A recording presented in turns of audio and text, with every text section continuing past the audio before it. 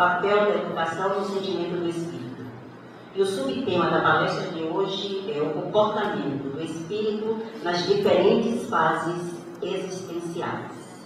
E o nosso palestrante, como eu já falei para vocês, é o nosso convidado deste domingo, Flávio Santos, e para ele nós desejamos as melhores vibrações de carinho, de amor e de alegria.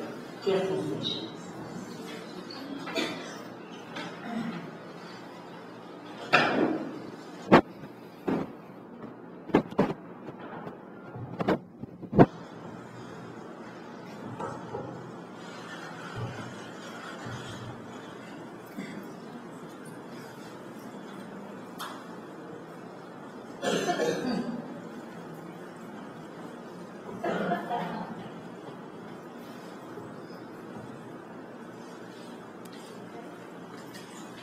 Queridas amigas, queridos amigos, que o Senhor seja conosco e nos envolva na sua proteção.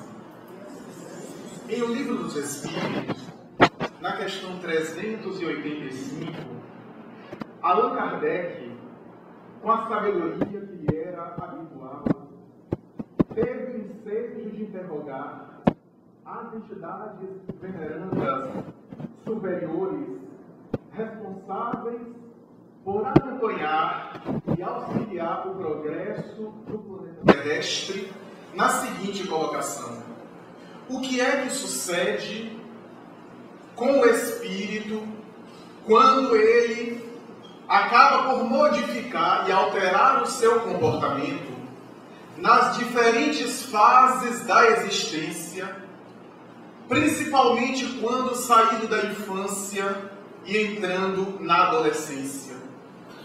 E as entidades superiores que governam o destino do orbe responderam de uma maneira sintética, na qual estruturaram, de alguma forma, uma página de superior qualidade, profunda no seu conteúdo, feito de uma síntese que mais tarde o conhecimento da ciência, particularmente das ciências do comportamento, deveriam confirmar essas afirmações e assertivas que foram enunciadas pelos espíritos em pleno século XIX. Dizem esses espíritos de escola que o espírito necessita de passar por fases diferentes, desde o processo da reencarnação, quando, no momento da fecundação sexual, graças à vinculação da célula sexual feminina com a masculina, o espírito reencarnante é atraído por aquele óvulo e por mais tarde o feto em desenvolvimento, onde já vai imprimindo no futuro corpo em elaboração as suas necessidades de progresso, as suas necessidades de evolução, graças ao comportamento que eles se permitiam em existências anteriores. Graças a isso, ele vai imprimindo na matéria não apenas a configuração biológica, orgânica, de que ele precisa, fruto das escolhas praticadas, principalmente da reencarnação anterior, como também o meio social, as situações que ele já sabe que vai enfrentar, a programação adredemente preparada, a sua visão em relação ao futuro de maneira panorâmica, bem se vê, a incerteza que toma conta dele em relação às suas futuras escolhas, que ele não sabe se vai optar pelas eleições saudáveis ou vai descambar para os comportamentos doentios, perturbadores, heranças das suas próprias imperfeições arraigadas ao longo do processo da evolução. Ele, portanto, experimenta uma espécie de angústia ao reencarnar, uma incerteza muito grande, sabe dos acontecimentos de grande porte, aqueles acontecimentos de grande vulto que inevitavelmente vão acontecer, mas não sabe dos detalhes do que é que ele vai fazer frente a esses acontecimentos, como ele vai reagir, como ele vai se comportar, se ele vai optar por um caminho que vai lhe dar uma saúde comportamental e espiritual, melhorando a sua situação evolutiva, ou vai agravar o seu estado antes do berço.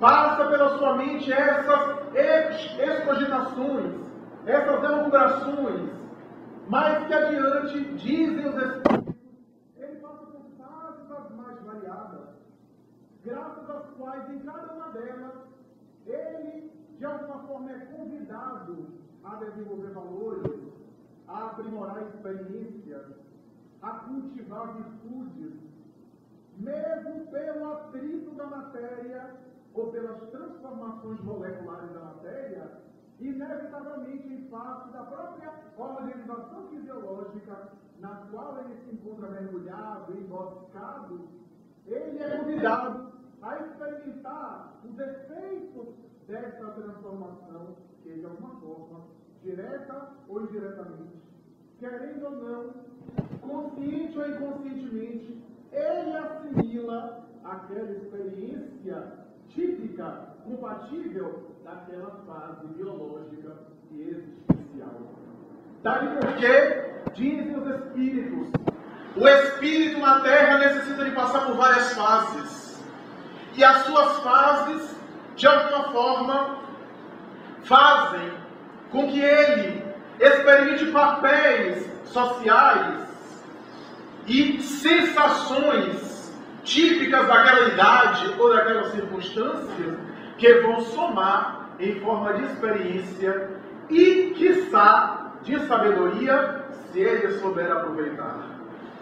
Essas colocações, que em uma página muito bela do Livro dos Espíritos, sintetizam basicamente aquilo que 100 anos depois, a moderna psicologia e as ciências psíquicas em geral vão confirmar quando analisam o desenvolvimento humano, as fases gerais do desenvolvimento, que já estavam colocadas de maneira sintética, embrionária, de maneira sutil, em O Livro dos Espíritos, que antecede esse conhecimento. A importância da infância, que na época de Allan Kardec não era tão considerada, e até em alguns momentos desprezadas, e que mais tarde receberia uma relevância muito maior, mesmo no final do século XIX para a virada do século XX, quando, a priori, as experiências de Sigmund Freud na psicanálise elevaram a importância da infância, uma vez que o excelente médico austríaco vienense detectou as matrizes de alguns conflitos humanos na idade adulta que eram oriundas da fase infantil. Freud abriu espaço para o estudo do inconsciente e das manifestações que nós arquivamos nos porões abaixo da linha da consciência, nos depósitos da memória, que muitas vezes são arquivadas e mal digeridas na infância, em razão da incapacidade intelectual e de discernimento da criança de compreender as coisas, para mais tarde devolver a consciência na fase adulta em forma de inquietações, de neuroses, de ansiedades, de perturbações que nós vivemos na vida social, na vida psicológica. Destaca o excelente pai da psicanálise a importância da infância, chegando a horrorizar os tabus e os preconceitos quando, de alguma forma, tendeu a examinar as energias sexuais e o impulso sexual na fase infantil, o que à época era uma espécie de horror, tanto para a mentalidade religiosa tradicional, como para a população, as massas em geral. Mas ele conseguiu comprovar uma série de elementos que nascem e que têm os seus impulsos na fase infantil, e que, a depender de como a infância, particularmente quando ele estuda as relações da criança com as figuras parentais, as figuras dos adultos que lhes são próximas, na maioria das vezes, os pais, essas relações são essenciais para a saúde do indivíduo ou para o seu adoecimento e as suas perturbações no futuro. Consegue comprovar que nós adoecemos muito por causa dos nossos relacionamentos. A forma como nós nos relacionamos com o próximo, com os outros, desde as experiências infantis, e que muitas vezes vão estruturar o ego, que nas suas colocações, segundo a teoria psicanalítica, seria o elemento central da vida psicológica consciente. Seria uma espécie de organizador e de centro em que o indivíduo tem a noção do eu, da sua identidade social, do seu papel no mundo. Esse ego, que é esse conjunto de elementos a respeito de si mesmo e da sua identidade, e que é construído a partir das relações familiares, sociais. Na infância tem um caráter fundamental, tem uma importância primacial, a ponto de, em algumas situações, determinados conflitos que são desenvolvidos graças às relações agressivas que ele tanto estudou, que ele dizia a mãe superprotetora, o pai negligente, a mãe violenta, o pai omisso e assim por diante, gerando na criança e mais tarde no ser adulto estruturas muito arraigadas, muito sólidas em relação à sua forma de perceber o mundo, de perceber o outro e de perceber a si mesmo. Mas a infância vai receber várias contribuições no século XX, pois a própria teoria de Freud, os seus discípulos também abrangeram e tentaram investigar, ampliar a ideia a respeito do mundo infantil, desde da psicanálise infantil com Anna Freud, com Melanie Klein e com os grandes teóricos, até os grandes psicólogos humanistas como Carl Rogers, Abraham Maslow, que também, mesmo dando uma ênfase talvez menor àquelas teorias do passado, enfatizaram a importância das relações e dos vínculos afetivos na infância para o desenvolvimento de uma vida saudável. É notável que nessa época, um pouco depois, após a Segunda Guerra Mundial, encontramos uma experiência que vai chocar, inclusive, a Organização das Nações Unidas, quando as crianças vítimas de famílias cujos pais morreram na Segunda Guerra e se tornaram órfãos, encaminhadas em vários países da Europa para os orfanatos, as instituições que estavam abarrotadas e que à época não se possuíam pessoas profissionais suficientes para dar conta daquela demanda tão grande, de tal forma que as instituições contavam com enfermeiros e enfermeiras para dar conta dos órfãos, especialmente os recém-nascidos, os bebês. E o que foi constatado, que chamou a atenção, uma síndrome que não tinha uma causa conhecida, em que as crianças, principalmente os bebês, desenvolviam inicialmente um comportamento especial de falta de interação com o mundo, de apatia, mais tarde de retardo motor e intelectual, de falta de interesse, de disposição e a morte como consequência. Essa síndrome, que ficou conhecida como hospitalismo, vai naturalmente merecer várias investigações. A Organização Mundial de Saúde, a Organização das Nações Unidas, debruçaram-se sobre a experiência e enviaram vários especialistas para examinar aqueles lares, aqueles orfanatos. E René Spitz, um dos médicos que começou a investigar, descobriu a causa e solucionou com uma sugestão aparentemente ingênua. Sugeriu à ONU e às instituições que as enfermeiras que cuidavam das crianças não tivessem rotatividade, ficassem apenas com aquele grupo de crianças para criar um vínculo, e que elas dissessem a elas, instruíssem a elas que era necessário carregar a criança e não apenas dar conta dos cuidados operacionais: a higiene, a alimentação, o asseio, as necessidades fisiológicas e nada mais. Por conta da grande atividade, elas não tinham muito tempo para fazer outra coisa, a não ser dar conta. Mas, diz Spitz, recomende às enfermeiras a segurar por alguns minutos cada bebê, a brincar um pouco com eles, e diga a elas que disso depende a vida deles. Porque o que as crianças estão experimentando é uma privação social e sensorial tão grande que elas morrem por causa dessa síndrome. A partir daí, nunca mais, nenhuma criança morreu da síndrome conhecida como hospitalismo.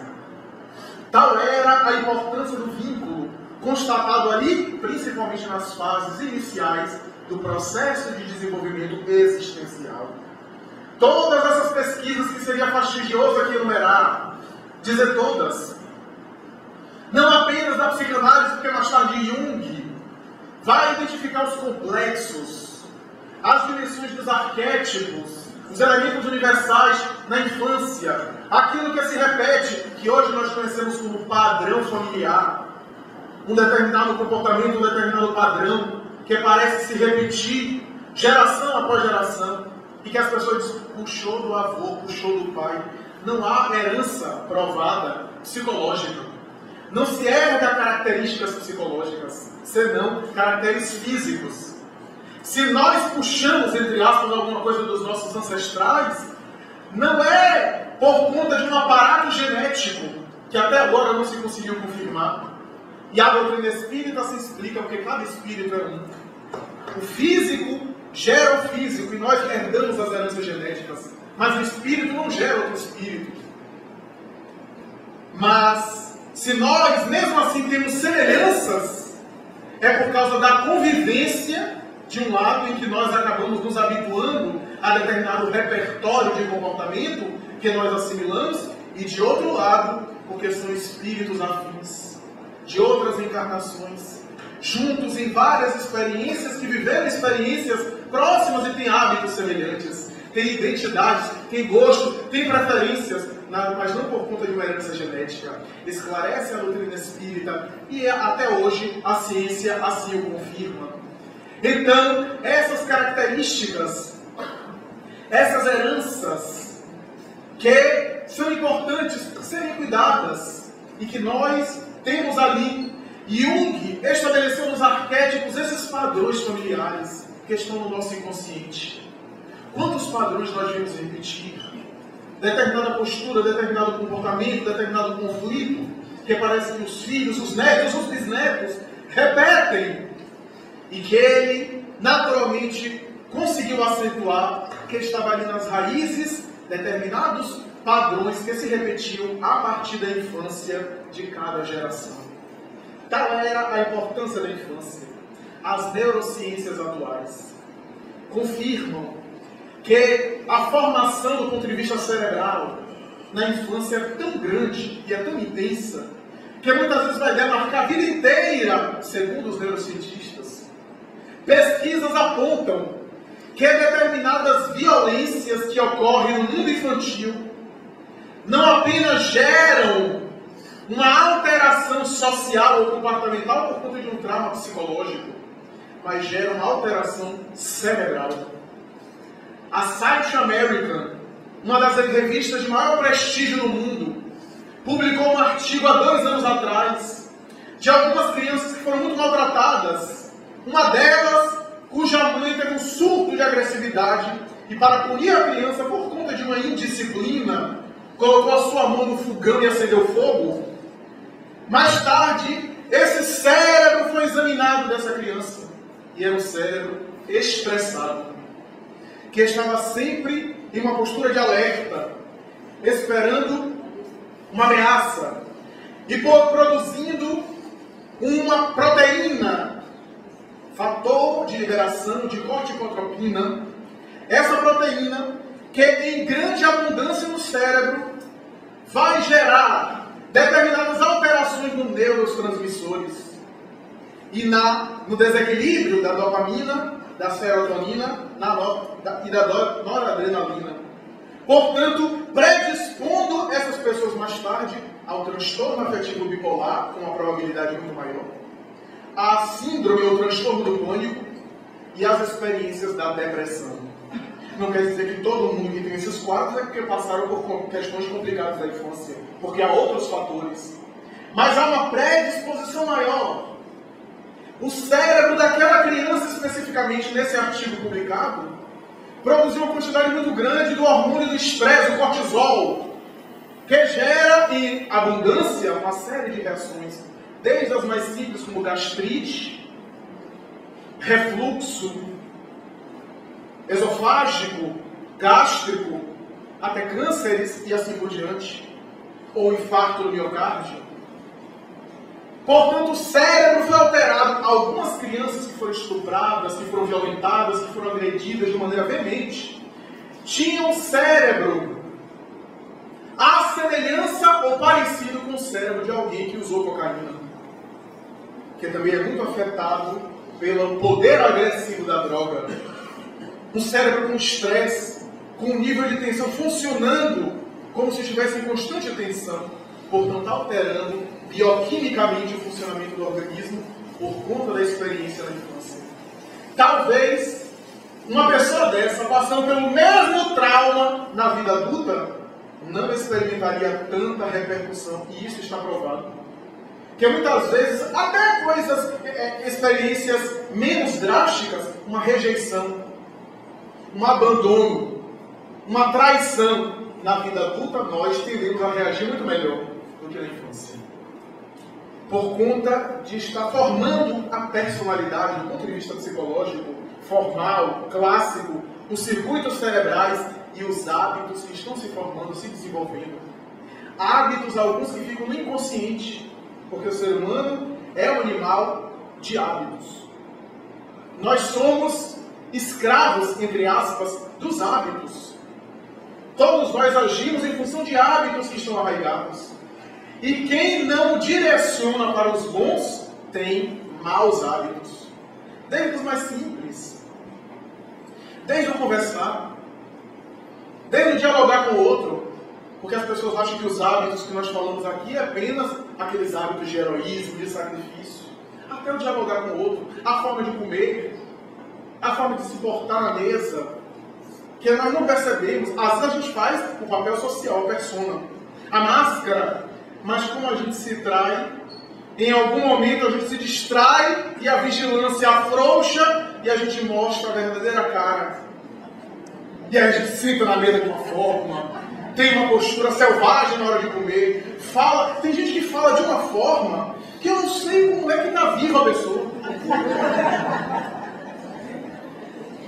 Às vezes eu vejo até na casa espírita, é o apartamento tal, deixa a chave debaixo do tapete no apartamento tal, para fulano subir. E alguém que está perto está sabendo já o endereço da pessoa, está sabendo a chave que está debaixo, sabe da vida da pessoa toda, e depois não sabe o que é sequestrado. Ou fala de uma forma, parece que fala no telefone, para os outros ouvirem. Então, são hábitos. A pessoa nem se dá conta, são hábitos que já estão arraigados, que já estão no nosso inconsciente. Ou a forma de se dirigir ao próximo. Já notaram? Até quando a gente fala fraternalmente, entre aspas, nós falamos em um tom agressivo. Em um tom de rispidez que o outro sente. Até as outras manifestações de vilania, de crueldade, que nós não agredimos o corpo, mas agredimos a alma. E às vezes, como a alma não tem estrutura e evolução suficiente para superar aquilo, vai ficar traumatizada até na próxima encarnação. Há espíritos que, por conta de uma lesão moral dos sentimentos, ficam complexados, atormentados em mais de uma existência corporal. Voltam, nós não matamos o corpo, mas destruímos a alma. E eles voltam complexados em próximas existências ainda, com baixa autoestima, com complexo de inferioridade, com melindres, com desconfianças acentuadas, por conta de conteúdos que são arraigados em função de um relacionamento agressivo, de uma situação que poderíamos evitar. Então, as neurociências, as ciências psicológicas assim dizem, o Porque somos pessoas que assimilamos hábitos. E a criança muito mais. Na infância, isso é muito mais veemente. Já contei aqui várias vezes, a época que eu atuava em evangelização de jovens e de crianças, certa vez, em uma casa irmã dessa, recebi uma amiga minha, amiga de muitos anos, e que havia se tornado espírita. Foi uma festa, eu a reconheci, e ela estava ingressando no centro e encaminhando a sua filhinha, que tinha 4 anos de idade na época, para a evangelização da infância. E eu fiquei feliz, emocionado, cumprimentei, etc. Comecei a fazer a ficha, eu às vezes era responsável por fazer a ficha das crianças, e comecei a fazer as perguntas, o nome, etc. Havia na casa espírita que morejávamos na época, um brinquedo de carro, um carrinho de criança, em que a menina, ali olhando a gente, sentou no carrinho, era para crianças brincarem, sentou no carrinho e começou a simular estar dirigindo, e enquanto eu conversava com a mãe. Mas logo alguns minutos paramos de conversar, porque eu já não prestava atenção mais na mãe, prestava atenção só na criança. A criança dirigindo o carro e falando cada nome, verbalizando cada expressão que eu tinha que procurar no dicionário, se aquele dicionário tinha, porque eu já nem me lembrava mais do significado. Fazendo gestos com as mãos, alguns gestos assim que a gente conhece, e eu olhando aquela criança de 4 anos, de onde ela tirou isso? Quando eu olho para a mãe estava verde, só não desencarnou naquela hora pelo corpo. A mãe fazia isso no trânsito, e a criança ao lado estava assimilando tudo. Então, é a mente absorvente, como dizia Maria Montessori na sua tese de doutorado. A criança com uma mente absorvente, os hábitos que são arraigados, os condicionamentos. Não adianta apenas o discurso, porque a assimilação é muito mais da vivência, dos hábitos que são exercitados e treinados na convivência com ela. E que ela aprende pelos condicionamentos muito mais, em face até da pouca capacidade de discernir pelo discurso verbal, pelo discurso escrito, pela orientação muito sofisticada. É mais pelos hábitos que são repetidos, treinados. Daí porque bem-aventurados os pais que insistem, que repetem, que até que o inconsciente assimila da criança. A doutrina espírita diz que na infância nós temos uma grande oportunidade, porque dizem ainda os mentores nessa mesma questão, que a infância do ser humano é mais larga entre os animais, por exemplo. E não é por acaso, para que os responsáveis possam plasmar outros hábitos, possam incutir outros hábitos na convivência. Porque a criança é mais moldável em face da falta de desenvolvimento cerebral ainda. E dizem os espíritos que o espírito está mergulhando na matéria, está se apropriando daquele corpo ainda em desenvolvimento, ela é mais suscetível, ela é mais sujeita, ela é mais influenciável aos bons comportamentos. Daí porque trabalhar a infância, e cabe aí uma grande responsabilidade aos pais, ou aos responsáveis da infância. Para chegar na fase da adolescência, os espíritos dizem, não é que o espírito naturalmente se torna outro na adolescência, é ele mesmo, diz ainda na mesma questão, mas porque os seus hábitos passados, os seus vícios e virtudes antigas, aquilo que estava mais ou menos guardado, armazenado, por causa da infância e do desenvolvimento do corpo e espírito não totalmente apropriado, desabrocham na adolescência.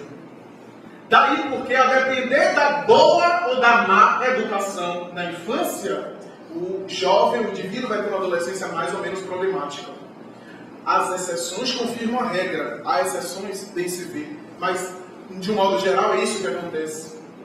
O adolescente, o jovem, que experimenta um choque de várias situações, porque o período da adolescência é um período de transição, não é um período de vivência específica. É um período entre a infância e a fase adulta. Ora ele é tratado como criança, ora ele é tratado como adulto. Ora ele espera, ele se reconhece como uma pessoa adulta, ora ele percebe-se e é percebido como criança.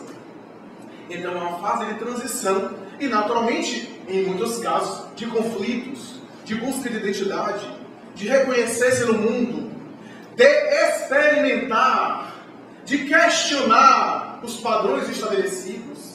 Se o vínculo entre os pais e os responsáveis foi muito bem feito, mais adiante, Ele pode naturalmente até experimentar e questionar as coisas, mas o vínculo está preservado.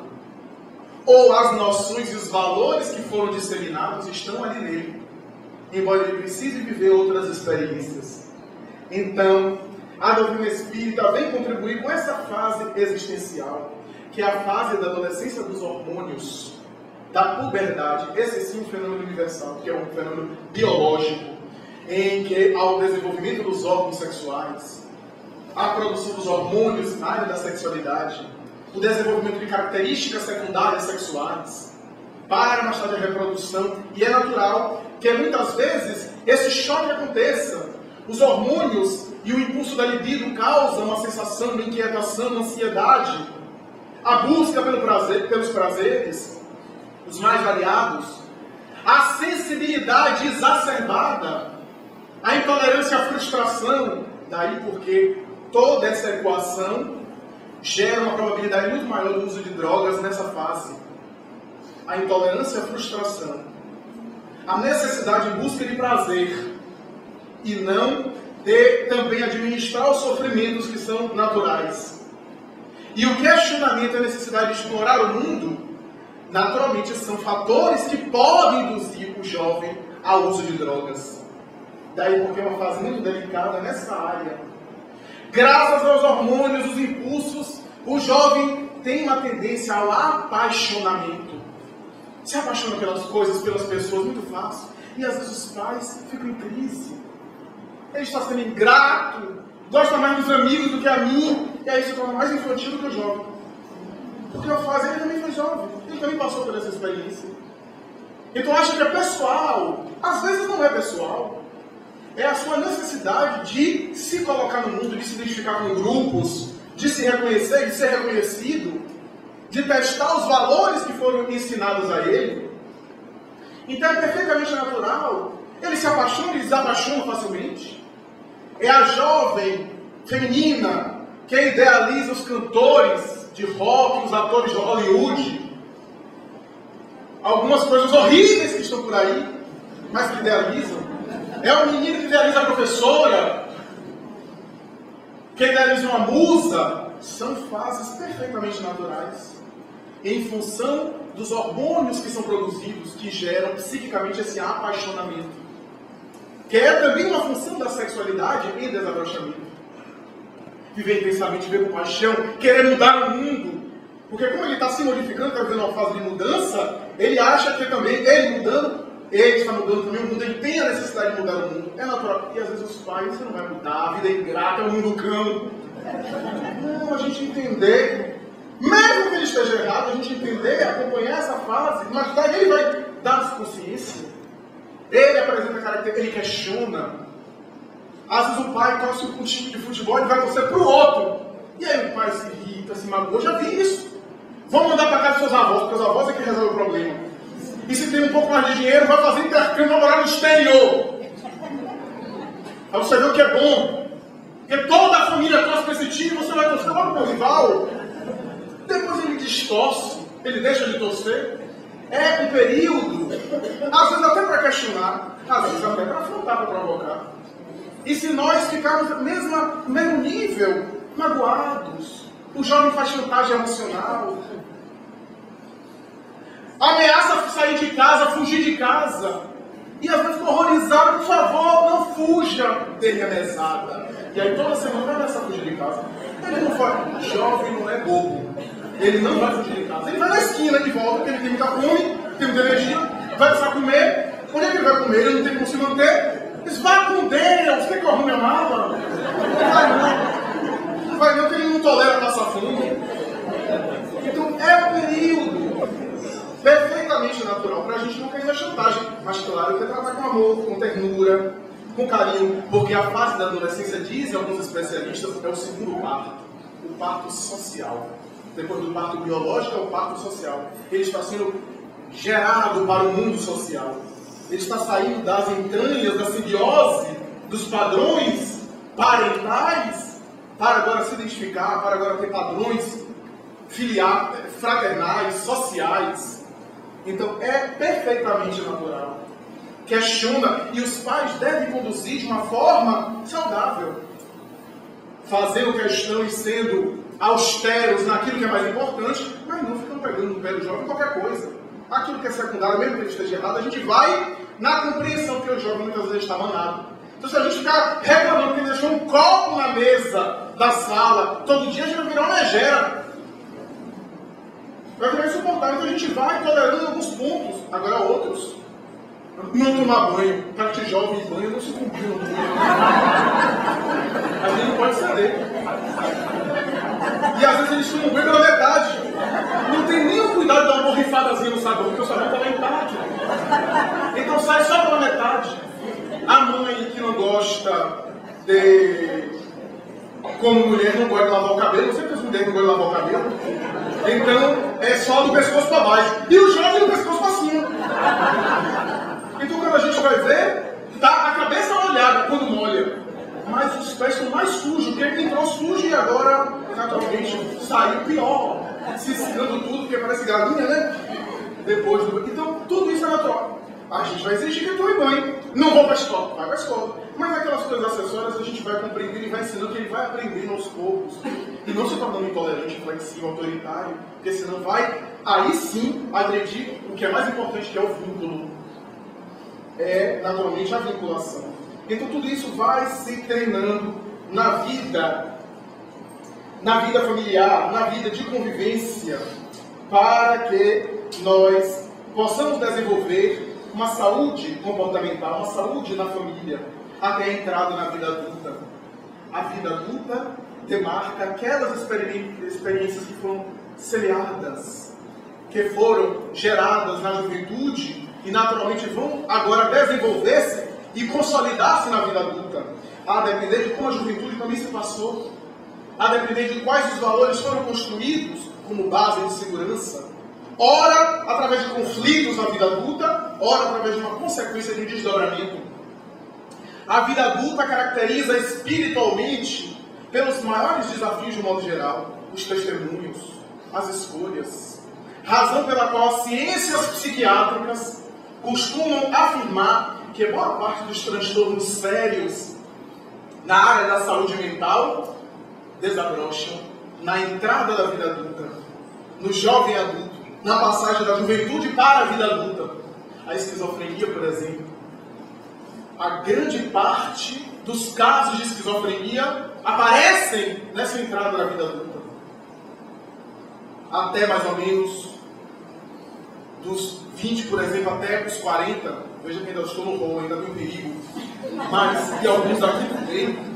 Então, as psicoses, os transtornos sérios, o que não quer dizer que não aconteça também fora dessa faixa.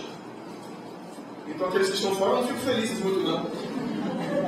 Então, pode acontecer, mas é muito mais provável os grandes conflitos, essa entrada na vida adulta, porque é-lhe cobrado muitas coisas, as pressões sociais, do trabalho, as conquistas, que Jung chamava as conquistas egóicas, as conquistas do ego, a carreira profissional, a constituição de família, o matrimônio, filhos, ou o desenvolvimento de determinado ideal. Então, isso tudo vai lhe fazendo, naturalmente, uma série de conflitos, uma série de pressões. Ele se exige também avançar, a conquistar pela horizontalidade uma série de coisas, pelo menos do ponto de vista horizontal e até material. Então essa entrada é a entrada também no desafio. E os grandes dilemas morais, os conflitos morais, os relacionamentos, seja na área conjugal, as crises conjugais, ou então as experiências na educação, na maternidade, na paternidade, as experiências profissionais. São, portanto, desafios que ele experimenta. E muitas vezes são os desafios morais, das opções negativas ou positivas que ele vai tomar, e que vão definir os rumos para o futuro. Muitas vezes acumulando débitos espirituais, se comprometendo espiritualmente, ou desenvolvendo naturalmente créditos através de uma postura saudável. Então são as conquistas na fase adulta. É o vigor que mistura um pouco de sabedoria e ao mesmo tempo ainda a vitalidade, o vigor, a energia, e que lentamente vão desembocar numa idade avançada, numa velhice, num estado de idade avançada, na melhor idade, como o povo costuma dizer hoje, mais problemática, perturbadora, ou uma situação de pacificação, de tranquilidade, de harmonia interior, a depender daquilo que foi semeado em experiências anteriores. É a entrada na idade da velhice. Allan Kardec não deixou de se preocupar com essa questão. Em uma questão quase desconhecida e muitas vezes despercebida em O Livro dos Espíritos, o item 685, Allan Kardec pergunta aos espíritos: tem direito o homem de repousar na velhice? E os espíritos respondem: sem dúvida, porque o forte deve trabalhar para o fraco, e não tendo o idoso condição de se manter em função das limitações físicas, a sociedade deve mantê-lo, deve nutri-lo, deve naturalmente subsidiá-lo, porque isso prescreve a lei da caridade. E Allan Kardec faz nota de considerações sobre isso, inclusive elementos que hoje são da chamada previdência social, e que na época não existiam, e que os espíritos já apontavam para isso. O idoso, o indivíduo que tem, naturalmente, experimenta uma certa decrepitude do ponto de vista orgânico, mas não necessariamente do ponto de vista espiritual ou emocional. É uma fase também de desafios, que enseja o espírito também a aprender muita coisa. Quantas pessoas atormentadas pela velhice, com medo de envelhecer, negando a velhice, negando a idade avançada. Alguns não, o que qualquer garoto faz aí eu faço. Faz não. Se fizer só faz uma vez para desencarnar. Tem que ter consciência, bom senso. Não faz não. Faz com mais dificuldade, respira com mais dificuldade. Aqueles que jogam bola aos 20, aquela energia, 3 jogos no dia, no final de semana jogando bola. Quando chega aos 30 anos já respira com mais profundidade. Quando chega aos 40 só joga o primeiro tempo. Não, é para deixar os mais jovens jogar o segundo tempo, para dar oportunidade aos mais moços. A partir dos 50, nenhum tempo, 15 minutos. É natural. E aí chega aos 55, a gente já não pode jantar, a gente tem que, se a gente comer banana às 7 horas da noite, tem indigestão, porque já não consegue digerir direito, tem que às 6 da tarde tomar um chazinho, e a gente começa, e às 10 a gente já está dormindo. Não é que eu esteja ficando velho, é porque é muita luta. Então nós passamos a escamotear a velhice, a negar a idade avançada.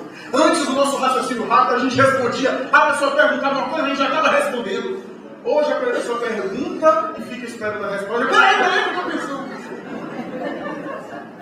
Porque já não conseguimos ter a mesma agilidade no raciocínio. É natural. A gente vai para as festas, vê os jovens quebrando, requebrando, dançando. E a gente no máximo movimenta os ombros. Alguns querem também ir, mas se forem não voltam nunca mais.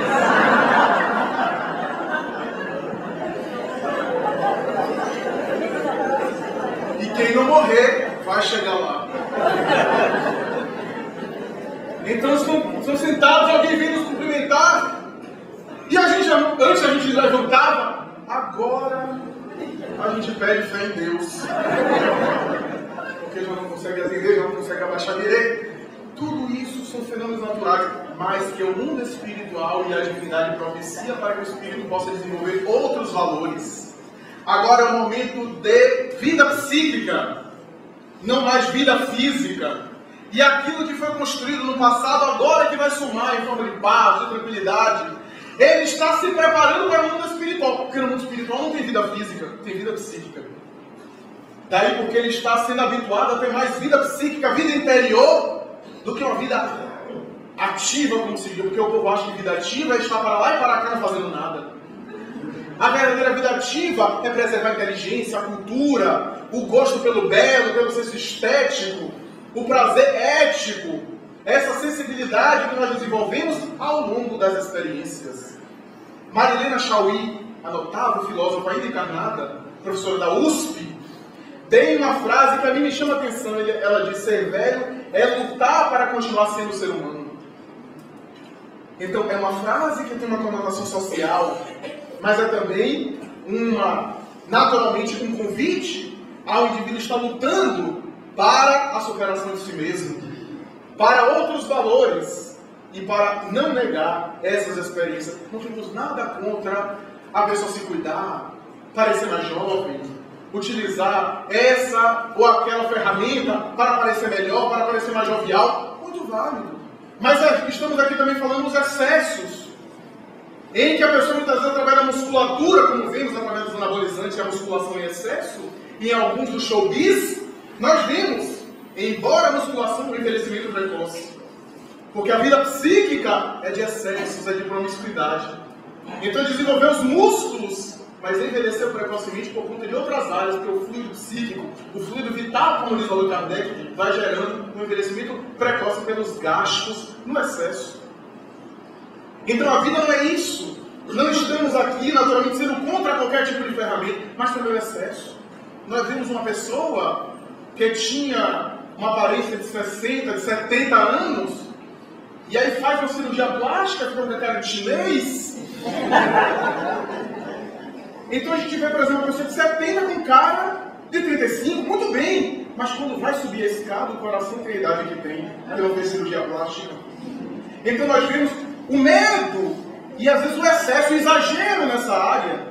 Pessoas que tiram costela para ficar com uma cintura mais fina, fazem isso, fazem aquilo, mas não podem evitar.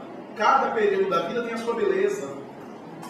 Cícero, o filósofo de Roma, em uma obra chamada Da Velhice, que na verdade era uma carta alegre a Cipião, a respeito desse questionamento filosófico da velhice, que ele pensava na época e mais tarde se transformou em um livro, ele falava a respeito da velhice de maneira tão bela.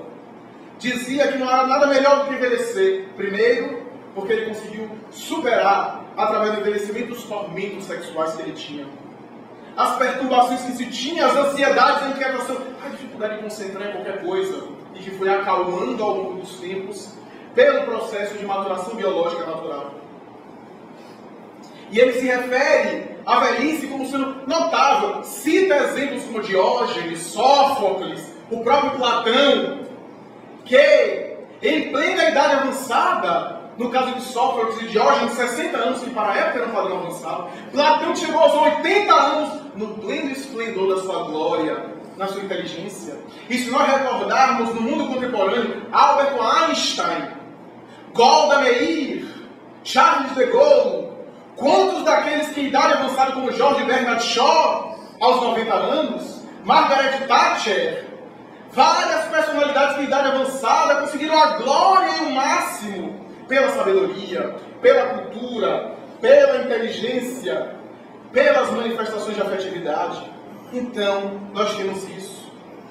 Mas aqueles que chegam em idade avançada com uma vida muitas vezes perturbada, antes tem uma velhice perturbadora, é natural, é uma consequência.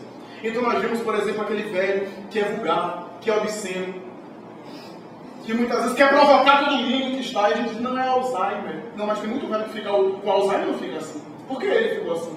Porque estava no inconsciente dele.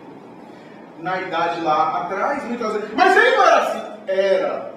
Mentalmente ele era, na sua intimidade. Ele só não demonstrava que ele tinha mais censura.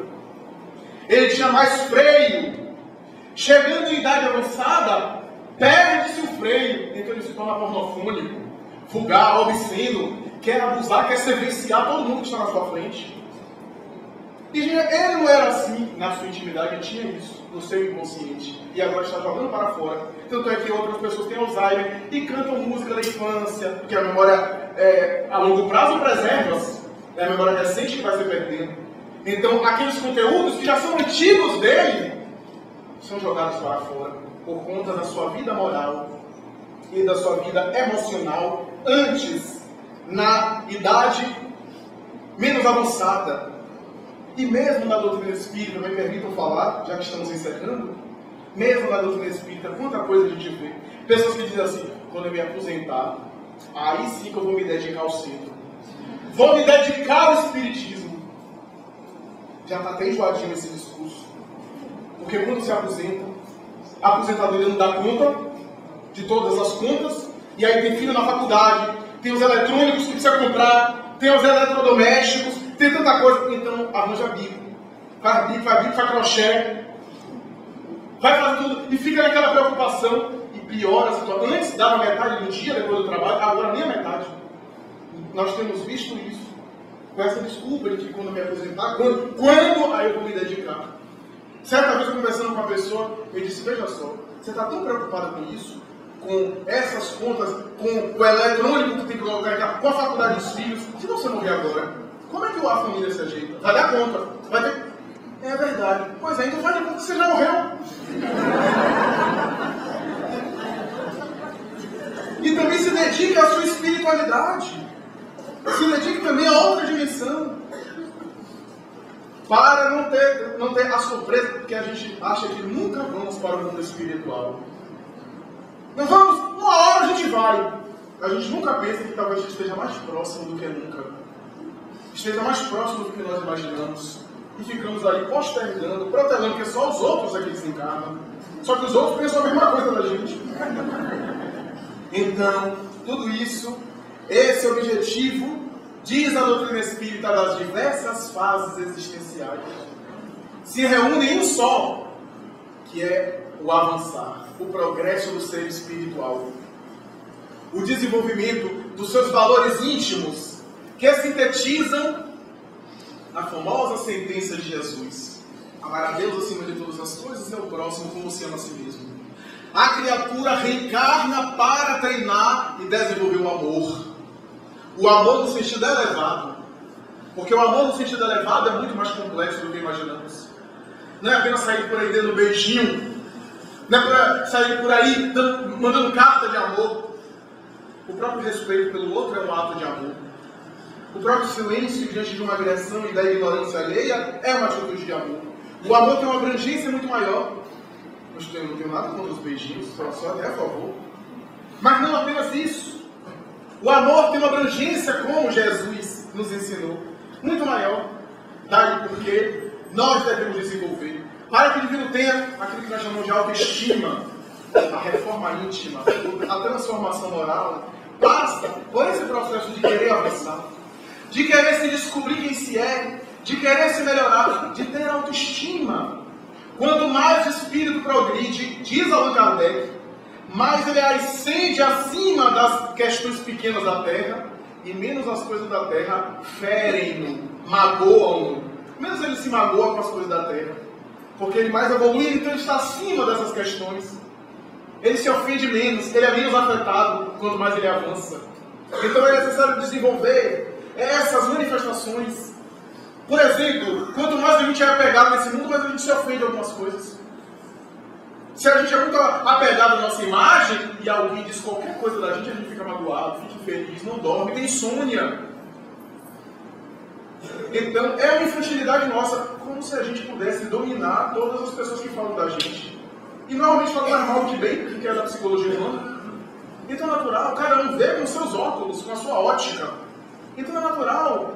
Então nós ficamos magoados porque nos apegamos muito a isso. No momento que a gente se despoja disso, não é ser indiferente ao mundo, é viver no mundo, mas não viver para o mundo. Nós estamos acima dessas questões. Nós temos autoestima. Eu me lembro de uma jovem que eu evangelizava na Juventude Espírita Paulo Estevam, uma casa irmã. E nós estávamos fazendo a evangelização e um dia eu conheci um pouco das suas questões, porque a orientava, e havia uma pessoa conhecida no nosso movimento, não era da juventude, mas era do outro setor, por quem ela se encantou. Ambos eram jovens da mesma idade, porque ela se encantou perdidamente. E ela espírita, militante, convicta, até hoje trabalhadora da causa espírita, chegou a ele, se aproximou dele e disse assim: nós temos chance de namorar um dia? E ele olhou para ela, assustado, e disse: não.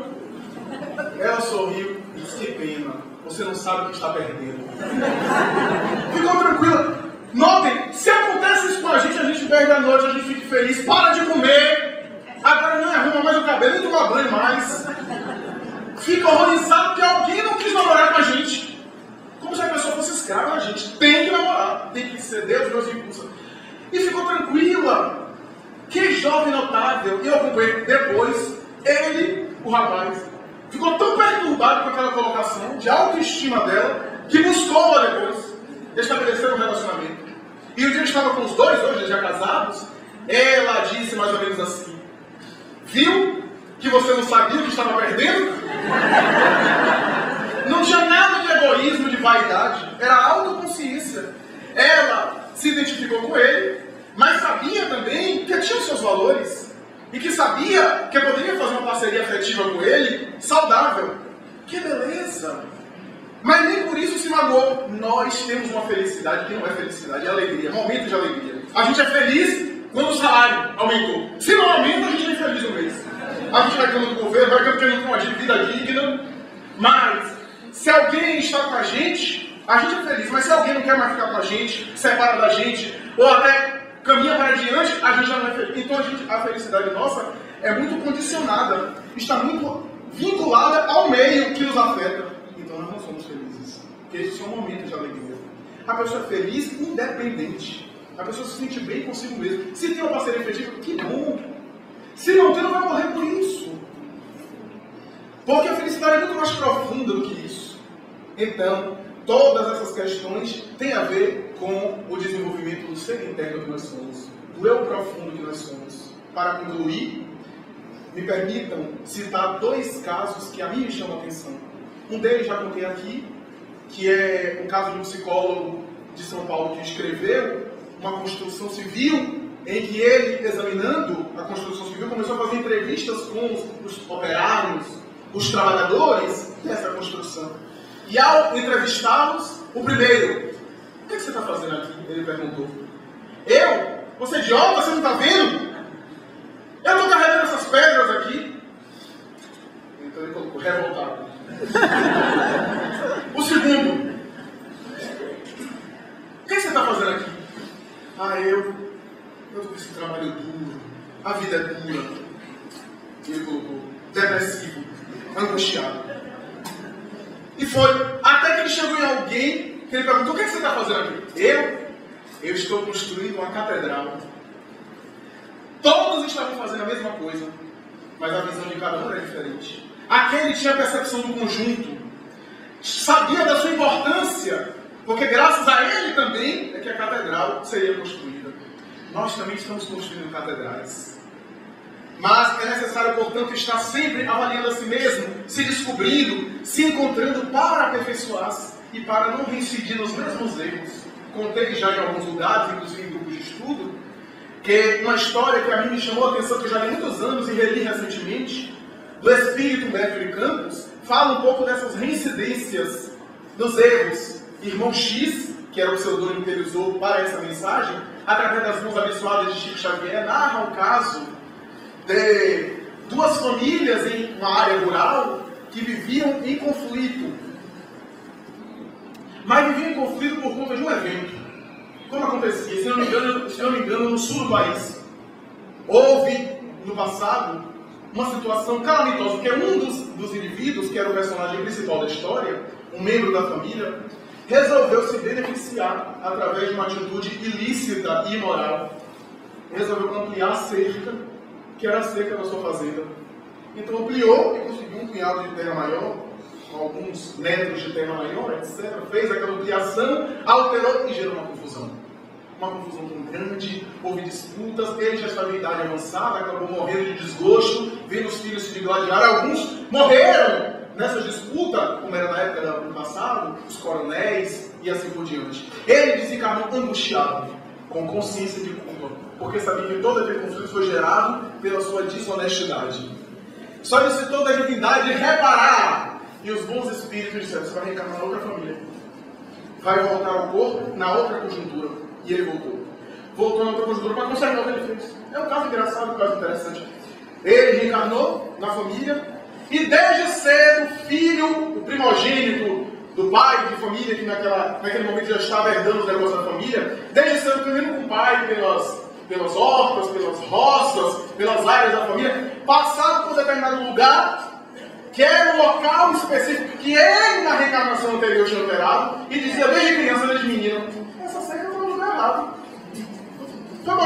E o pai do menino: cala a boca, não mexa nessa cerca. seu pai morreu, seu avô brigou, etc. A geração do passado com a outra família, etc. A gente está em paz agora, fique quieto, não fale, não quero nem que você fale. Mas eu acho que está no lugar errado essa cerca, desde cedo. Mais tarde ele assumiu o negócio da família, e por intuição, inclusive, e necessidade de reparação, ele alterou a cerca e colocou no lugar certo. Desencadeou outro conflito. A sua família, que eram seus vínculos mais profundos, que agora estavam na outra família, desencadeou um grande conflito, houve perturbação, e ele foi assassinado, inclusive. Desencarnou, mas agora pacífico e pacificado, porque havia reparado a situação, voltou em paz e pediu para reencarnar agora no núcleo, que ele tinha mais afinidade, que era a sua família de origem, voltou à Terra naquele núcleo. E passou, etc., agora estava harmonizado, justo, consertou a situação, passou gerações, etc. Ele reencarnou, herdou os negócios da sua família novamente, a mesma família estava à frente novamente, pai de família novamente, etc. Quando, mais ou menos aos 20, 25 anos, ele passando pelo mesmo lugar, veio a tentação de mexer na cerca. Ele se aproximou, diz o Beto de Campos, ele parou, pensou, fez um cálculo, ele ia se beneficiar muito mais daquela situação. Mas o mundo espiritual começou a incluí-lo. Ele referiu que disse, não, eu vou pensar um pouco mais, amanhã eu vejo. Voltou, dormiu, saiu do corpo, foi levado ao mundo espiritual. Os bons espíritos, pelo amor de Deus, não mexa nessa cena. E a história termina mais ou menos assim, quando ele quase voltava a reincidir no mesmo equívoco. Então, quantos equívocos nós repetimos em várias encarnações? A doutrina espírita, no entanto, nos convida a examinar a si mesmo, o auto-amor, para conquistar a autoestima e superar-se, amando ao próximo como se ama a si mesmo. Muito fácil.